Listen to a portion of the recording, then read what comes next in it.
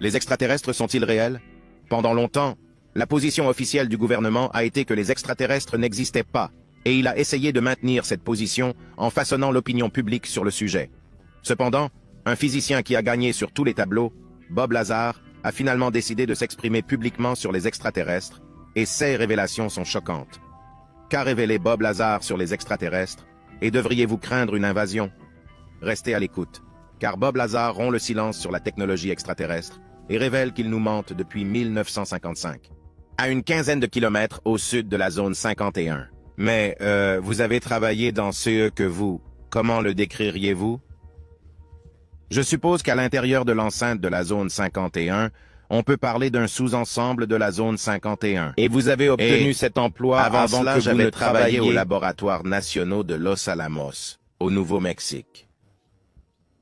Et vous étiez impliqué dans quel type de travail? Développement d'armes nucléaires. Physique, je veux dire, ils font tout là-bas. La zone Sfour et la zone 51 sont deux noms donnés à des avant-postes militaires secrets situés dans le désert du Nevada.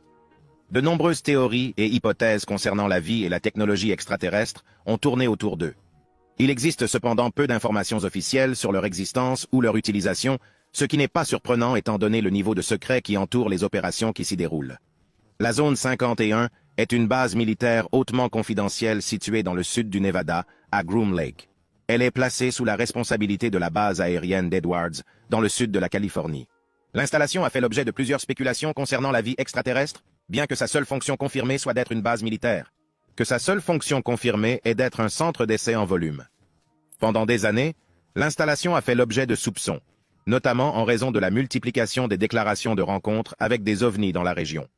Le site est devenu connu sous le nom de Area 51, Zone 51, car il figurait sur les cartes de la Commission de l'énergie atomique. La Zone 51 a une longue histoire de production et de tests d'avions de pointe pour l'armée américaine et les services de renseignement. L'avion d'espionnage U-2, le SR-71 Blackbird, le chasseur furtif F-117 Nighthawk, le bombardier furtif B-2 Spirit et le drone furtif RQ-170. Sentinel figure parmi les aéronefs testés ou produits sur le site de Area 51. D'autres installations et opérations liées à la recherche aéronautique, notamment des systèmes radars, des systèmes d'armes et des avions expérimentaux, sont également hébergées sur le site. Malgré le secret qui entoure la zone 51, de nombreuses révélations ont été faites sur ce qui s'y passe. Les théories les plus populaires sont les suivantes. Le site abrite un vaisseau spatial extraterrestre et les corps de SA pilotes morts dans un accident survenu en 1947 à Roswell, au Nouveau-Mexique. L'épave aurait été récupérée par le gouvernement américain et transférée dans la zone 51 en vue d'une rétro-ingénierie et d'un examen. L'endroit sert de centre de communication et de collaboration avec des créatures extraterrestres qui ont fourni des technologies et des connaissances supérieures au gouvernement américain en échange de sujets humains et de ressources. L'installation sert de base pour les opérations sous fausse bannière et la guerre psychologique, comme la mise en scène de fausses invasions extraterrestres ou d'enlèvements, ou la production de projections holographiques de personnes religieuses. Projections holographiques de personnes ou d'événements religieux. Le site sert de portail vers d'autres dimensions ou réalités, permettant au gouvernement américain d'accéder à des lignes temporelles alternatives ou à des mondes parallèles. Cependant, le gouvernement américain n'a jamais reconnu l'existence d'une vie ou d'une technologie extraterrestre dans la zone 51 et a même toujours nié catégoriquement toute participation au phénomène UFO.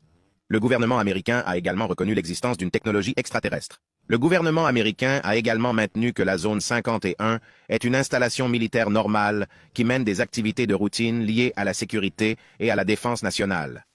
Mais cela n'empêche pas les observateurs aux yeux d'aigle de rapporter ce qu'ils voient. La zone S4 est la désignation d'un lieu supposé secret situé à plusieurs kilomètres au sud de la zone 51. C'est là que Bob Lazar affirme avoir été employé à la fin des années 1980 pour faire de la rétro-ingénierie sur des technologies extraterrestres. Ces affirmations ont suscité l'intérêt du public et un débat sur la zone 51 et ses liens possibles avec les organisations non gouvernementales et les extraterrestres. Lazar affirme avoir été recruté par Edward Teller, éminent physicien et l'un des pères de la bombe à hydrogène. Il affirme avoir été employé pour travailler sur un projet nommé Galileo, qui comprenait la rétro-ingénierie de vaisseaux spatiaux extraterrestres dans une installation appelée S4, qui se trouverait à environ 15 miles au sud de la zone 51. Il affirme avoir inspecté un vaisseau extraterrestre connu sous le nom de modèle Spore. qui était alimenté par un réacteur antimatière utilisant un élément connu sous le nom d'élément 115. Il affirme également avoir lu des documents d'information du gouvernement américain détaillant la participation des extraterrestres aux affaires humaines au cours des 10 dernières années. Les affirmations de Lazar ont attiré l'attention du public sur la zone 51. Il est apparu dans plusieurs interviews, documentaires et podcasts où il a révélé des détails sur son travail au S4 et sa connaissance de la technologie extraterrestre. Il a également affirmé avoir été témoin de plusieurs vols d'essai de l'engin extraterrestre, la nuit, près du lac Papoose, qui est adjacent à S4. Il a déclaré que l'engin pouvait effectuer des manœuvres défiant les lois de la physique, telles que le volume stationnaire, l'accélération et la disparition. Lazar s'est fait connaître du public en 1989 lorsqu'il a été interviewé par George Knapp de KLAS TV à Las Vegas. Au début, Lazar utilisait le pseudonyme de Dennis et parlait exclusivement en silhouette. Plus tard, cependant, il est apparu sans déguisement et sous son vrai nom. Les allégations de Lazar étaient fantastiques. Le gouvernement américain possédait 9 vaisseaux spatiaux d'une autre planète, écrasés ou capturés, dont l'un au moins avait la forme d'une véritable soucoupe. Lazar a déclaré qu'il faisait partie d'une équipe engagée par le gouvernement qui a procédé à la rétro-ingénierie des vaisseaux afin de fournir les secrets de la propulsion dont les scientifiques américains avaient besoin pour ouvrir la voie vers les étoiles. Lazar a affirmé avoir été renvoyé du site militaire caché parce qu'il avait conduit quelques compagnons dans le désert près de la zone 51 un soir pour observer secrètement un volume d'essai de soucoupe. Un agent de police du comté de Lincoln a vu la bande quitter les lieux et a dénoncé Lazar aux autorités. Lazar travaillait près de la zone 51 dans le désert du Nevada et a déclaré avoir vu 9 vaisseaux spatiaux extraterrestres sur le site militaire sécurisé. Il a expliqué « J'ai donné des noms d'échantillons à tout le monde. Il y a le Top Hat 1 et le Gel Omen. Le modèle sport a fonctionné sans aucun problème. Il avait l'air neuf, si je sais à quoi ressemble une soucoupe volante neuve. L'un d'entre eux semblait avoir été touché par une sorte de projectile. Il y avait un grand trou dans le fond et un grand trou dans le haut avec le métal déformé, comme si un projectile de gros calibre de 4 ou 5 pouces l'avait traversé. Lazar affirme qu'il croyait que le vaisseau venait d'ailleurs avant même d'avoir vu le modèle sportif fonctionner. La prise de conscience l'a frappé de plein fouet la première fois qu'il a vu l'intérieur du disque. Je pense que c'est la première confirmation que j'ai eue, et cela m'a choqué, parce qu'à chaque fois que je l'ai vu auparavant, j'ai pu me dire qu'il s'agissait d'une petite avancée qu'un groupe de scientifiques avait créée et qu'il gardait secrète. Et oui, nous aurions pu être de grands disques comme ça. Ce n'est pas un problème, et vous auriez pu les adapter pour les faire voler. Mais pourquoi y a-t-il des petits meubles à l'intérieur, essentiellement des petits sièges? Selon Lazar, certains des disques ont été entièrement démolis afin de comprendre comment ils fonctionnaient, tandis que d'autres étaient entièrement fonctionnels. Lazar parle également d'un volume d'essai auquel il a assisté.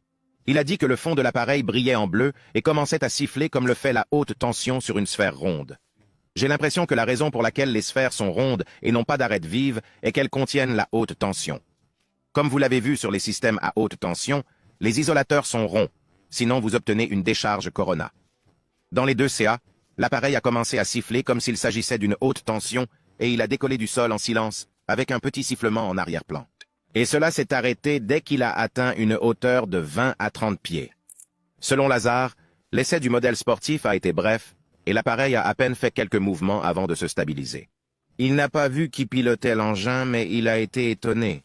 Il explique « Il n'y a pas de système d'action et de réaction. Il n'y a pas de gaz d'échappement comme dans un moteur à réaction, pas d'hélice, pas de bruit. C'est tout simplement de la magie. » Selon Lazar, les disques volants ne sont pas utilisés pour des voyages vers Jupiter. Il affirme que la prudence excessive et le secret intense qui ont contribué à la lenteur du programme ont été une source majeure de son mécontentement. M. Lazar a déclaré qu'il était tout simplement injuste de ne pas confier le projet à l'ensemble de la communauté scientifique. Il y a des gens qui sont beaucoup plus capables de traiter ces informations et qui auraient déjà beaucoup avancé que ce petit groupe de personnes travaillant au milieu du désert. Ils n'ont même pas les moyens d'analyser complètement ce à quoi ils ont affaire. Gene Huff, un ami proche, a vu la pression que Lazar ressentait de la part de l'armée et l'a décrite de la manière suivante. Il se tenait tranquille et s'il me tenait au courant de quoi que ce soit, il me tenait au courant de ses contrôles de sécurité. Il passait chez lui au hasard, il menaçait sa femme, il menaçait la vie de sa femme. Ils ont fait tout cela, alors nous n'avons pas vraiment conversé, je veux dire qu'il adhérait vraiment au programme. Huff est un évaluateur immobilier à Las Vegas, un type typique avec un ami dans le domaine des soucoupes volantes, et il n'a découvert les aventures de Lazare dans le Sfour qu'après un long moment. Lazare veut que les gens sachent qu'il ne s'est pas contenté de dévoiler les secrets de l'univers et que certaines choses doivent rester privées. Je ne pense pas qu'il s'agisse d'une question de sécurité. Une partie est sûre, mais juste le concept, il y a des preuves définitives, et nous avons même des articles provenant d'un autre monde. D'un autre système, on ne peut pas ne pas le dire à tout le monde. Beaucoup de gens n'y croient pas, mais moi, j'y crois. Lorsque Lazare en eut assez, il conduisit Huff et quelques autres personnes à l'orée des monts Groom pour qu'ils observent les vols par eux-mêmes. 2 semaines de suite, 5 témoins ont échappé aux patrouilles de sécurité suffisamment longtemps pour voir l'étrange objet lumineux s'envoler au-dessus des montagnes. Selon Huff, l'objet est arrivé au-dessus de la même montagne, s'est déplacé et a fait un pas en avant. Il s'est littéralement élevé dans les airs et a plané avant de plonger de façon spectaculaire. Puis il a simplement flotté et s'est déplacé avant de commencer à escalader la chaîne de montagnes. Une vidéo a été tournée lors de l'une des randonnées dans les monts Groom. Certes, la vidéo ne démontre pas grand-chose en soi, car il n'y a pas d'autre point de référence que le disque volant supposé, en raison de la distance et de l'obscurité. Mais ce n'est pas une fois, mais 2 fois, que les renseignements de Lazare concernant l'heure et le lieu des vols d'essai se sont révélés exacts. Ceci est corroboré par de nombreux témoins oculaires qui ont accordé des entretiens. Décrivant sa 2e observation, Huff a déclaré, à l'aide d'un télescope, qu'il avait vu une lumière de forme elliptique. Elle les a dépassés très rapidement, a brillé de plus en plus fort comme un soleil, et ils ont presque cru qu'elle allait exploser. Elle a brillé si fort qu'ils ont reculé derrière la voiture, puis elle est descendue, a brillé un peu et a dérivé très calmement vers les montagnes d'où elle était venue. A plané un moment, puis s'est assis comme on le voit dans les films. Lazare n'est pas le seul à prétendre avoir eu une connaissance directe des disques volants sur le site d'essai, mais il est le seul à le dire publiquement. Un technicien occupant un poste très sensible a déclaré qu'il était de notoriété publique, parmi les personnes disposant d'une autorisation de sécurité élevée, que les disques extraterrestres récupérés étaient stockés sur le site d'essai du Nevada. Un professionnel de Las Vegas, qui a servi dans l'armée et a été stationné dans la zone 51, affirme avoir vu un disque volant atterrir à l'extérieur du site d'essai. Le personnel de sécurité l'a rapidement encerclé et il a été emmené et interrogé pendant plusieurs heures. Un autre homme, qui travaillait comme technicien à Groom Lake, a écrit une lettre dans laquelle il raconte qu'il est entré par inadvertance dans le mauvais hangar et qu'il a aperçu ce qui semblait être un grand disque métallique derrière une bâche. De nombreuses blouses de laboratoire étaient en train de l'inspecter. Un aviateur qui a servi à Nellis dans un poste radar affirme que lui et ses collègues ont été témoins d'objets étranges survolant les Groom Mountains pendant 5 nuits. Il affirme que les photos radars montrent ces objets arrivant à une vitesse de 70 km/h et s'arrêtant net, et que rien de ce que nous possédons n'est capable de faire cela. L'aviateur affirme que lorsque la nouvelle de l'observation s'est répandue, on lui a demandé d'éteindre ses capteurs radars pour cette zone et de garder le silence à ce sujet parce que l'observation n'a pas eu lieu. Rien de tout cela n'implique que l'armée fasse voler un vaisseau spatial extraterrestre dans le désert du Nevada. Au contraire, tout cela pourrait s'expliquer par un autre programme secret. Lazare, cependant, est catégorique sur le fait que ce n'est pas le cas. Pourtant, lorsqu'ils ont été contactés, 4 officiers de la marine ont nié avoir des documents dans leur dossier. Le Naval Research Laboratory a déclaré qu'il avait effectué des recherches approfondies, mais n'avait rien découvert. Les services de renseignement de la marine ont déclaré la même chose, ajoutant qu'il n'était pas nécessaire de créer un dossier lorsqu'il n'en existait pas. Pourtant, Lazare est également corroboré par un test polygraphique administré par Terry Tavanetti, qui a travaillé dans la sécurité d'entreprise pour un grand hôtel de Las Vegas, après avoir été policier pendant des années en Californie du Sud. Il a fait passer des milliers de tests polygraphiques au personnel des casinos et était considéré comme l'un des meilleurs dans ce domaine. Tavanetti possède toujours les feuilles de test et la machine, 30 ans plus tard. 30 ans plus tard. Lorsqu'on lui a récemment demandé s'il pensait que Lazare disait la vérité, la réponse de Tavanetti a été directe et confiante. Oui, Tavanetti n'utilise plus aujourd'hui son étincelant détecteur de mensonges et il dit qu'il n'imaginait pas que lui et son détecteur de mensonges seraient entraînés dans l'une des enquêtes sur les ovnis les plus controversées de l'histoire. Lazare a accepté le test du polygraphe à la demande de KLAS TV. Le test initial n'est pas concluant. L'examinateur, qui n'était pas Terry Tavanetti, pensait que Lazare était si nerveux qu'il était difficile d'obtenir une lecture précise de son état. Tavanetti a alors été informé qu'il interrogerait Lazare sur les principales allégations, à savoir qu'il avait vu un disque volant à la base S4 et que le véhicule était alimenté par un réacteur à antimatière et générait sa propre gravité. Lazar a répondu par l'affirmative, à la grande surprise de Tavanetti. Tavanetti ne croyait même pas aux ovnis.